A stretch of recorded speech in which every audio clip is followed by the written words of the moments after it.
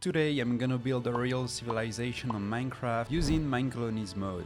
This mod allows you to construct magnificent buildings and welcome active citizens, miners, lumberjacks, builders, or even soldiers. Each contributes to the defense and growth of the city. In the previous episode, I started by building a restaurant to feed my citizens. I then built new walls to fortify my city and ended the episode by building a warehouse. And let me now tell you the rest of my adventure. A busy day ahead and being attacked right from the start. I can see them from the wall, which will be useful for once, even if it doesn't go all the way. Once again, I don't think it's a big threat. Barbarians have entered Bovidum, and where are the soldiers? Come back and fight! There's an archer shooting at us. Perfect, they violently protected Bovidum. The attack was repelled. Before I was attacked, I planned to finish the small path in Bovidum, and that's done for now. The small street passing by the restaurant is done. It goes up here on the hill and then goes down to the main square. And I also took the opportunity to extend all of that towards the corner hut. And that's it for the layout. By the way, I'm thinking that adding some vegetation around here could be a good way to bring life to the city. Now that the town is autonomous, especially for harvesting resources, I would like to play a little bit to Minecraft. What I mean by that is that I would like to improve my stuff. And anyway, as I plan to upgrade on my buildings to level 2, I have to give my citizens time to get the resources needed. And before setting off to explore, I'm gonna put some tools in my warehouse so that my citizens don't lack anything. For my part, I'm gonna make myself some iron armor, as well as a pickaxe and a brand new iron sword. Okay, let's go, let's leave Bovidum on its own. My soldiers protect the city. From what I remember, there was a village north of the barbarians' camp, and I will use the opportunity to visit the barbarians as well. Well, I stole a crossbow from them, and there you go. And there's only one left. Was a small bow while I stole his crossbow. That's it for the barbarians, and I find myself facing a village. These people seem a lot less clever than mine, and they clearly have a passion for emerald, as well as food. And unfortunately, there's nothing else of interest in this village. And in the distance, I spot a second village in the savannah, and in this one they're passionate about seeds and saplings. Hello there, what do you have to sell? Bread? Great, thank you. Goodbye. At least I found some melon, it's better than nothing. And I will take the books as well. And the last chance is the diner. No way, a saddle. I'm so lucky. There's even a horse I can steal. Come on, let yourself go. Everything will be fine. And that's it, we're best friends forever. Here you go, take this saddle. Now you're free. You can come and live with us to Bovidum. And I'm quite happy about this village visit. I now have a horse that will come with me to a huge crater located even further north, and now I have to find ores and diamonds, and for that I will have to mine. I'm pretty sure that by upgrading my buildings to level 2, I will have to start providing iron to my inhabitants, and I really don't have much of it. And isn't it a barbarian camp I see over there? Let's attack them. Bottles of enchanting, let's take them. I will take the scrolls as well. Come on, let me plunder you. Now I have to eat because I lost several hearts, and I think I've pissed off the boss, and they have even multiplied. And what is great is that I can deal them mass damage since they're a lot. And there's only the boss left now, and my horse is gone way up there. What is it doing there? I think I'll go and get him later, because I see there's a beautiful cave that is very interesting. And I'm gonna go down with a water bucket, and here I am on the first level of the cave. I see a creeper with emeralds, and above all it keeps going down. And is it me, or has the creeper a backpack? I've definitely seen everything. It's crowded around here. I'll take the gold and lapis for enchanting. Iron is always useful, and even more iron. It doesn't stop and it suits me just fine. And I see the first deep slates. I'm getting closer to the diamonds, and here I am in a huge cavern at level -13. And I just found a new cavern filled with monsters. Oh my gosh, this is crazy. Now the good news is that there are diamonds here. Help! And let's go back. First diamond of the exploration. And even if I get shot, I have to get a diamond. And now we're talking. That makes me 8 diamonds. Not bad. Oh, and there's a mineshaft at level -35 with cave spiders. Okay, I spot the spawner ahead of me. Let's destroy it. And there you go. Thread is gone. So, is there any diamond around here? And yes. And it was a magnificent vein of 5 diamonds. And look at that. There are diamonds everywhere. Another huge vein that brings me to 27 diamonds. Now I can make a whole stuff. 28, 29, 33, 34, 38. And that's it. I think I have gathered all the diamonds around me. I can now return to the surface. And here I am in the open air again. So, where is my horse? Still next to the barbarians camp? That's perfect. Come on, let's go back to Bovidum.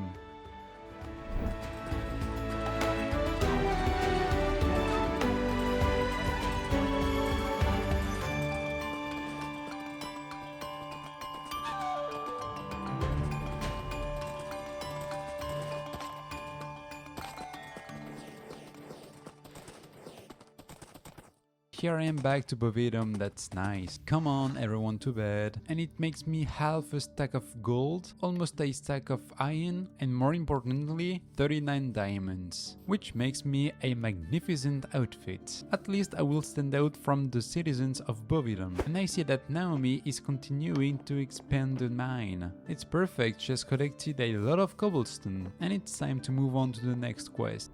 Nehemiah suggests that I upgrade my builder's huts to level 2 so that I can take my colony to the next level. And to upgrade my builder's huts, the resources needed are quite the same as before, but this time there's framed paper extra that will allow me to make the walls, I guess, and many other blocks such as polished andesite, white wool, stone, glass pane and gravel. Actually, I'm very curious to know how the building will be upgraded. The thing is that the building at level 2 is a little bigger than the building at level 1, so I wonder if he's gonna have to break down the existing building, and I will also start the upgrade of the other builder's hut, and for that I will need a lot of paper that I can craft with sugarcane. And as you can see, I've already planned for this because I've planted many sugarcanes by the lake, which allows me to have almost 8 stacks of paper, which will make me a lot of paper blocks. In the end, crafting these blocks is quite easy. Honestly, when I see the amount of resources needed only to upgrade one building to level 2, I'm thinking that upgrading all the city will be crazy. Really, it's gonna take forever. I hope the other buildings will be easier to upgrade. I need gravel, some polished diorite, polished granite, polished andesite,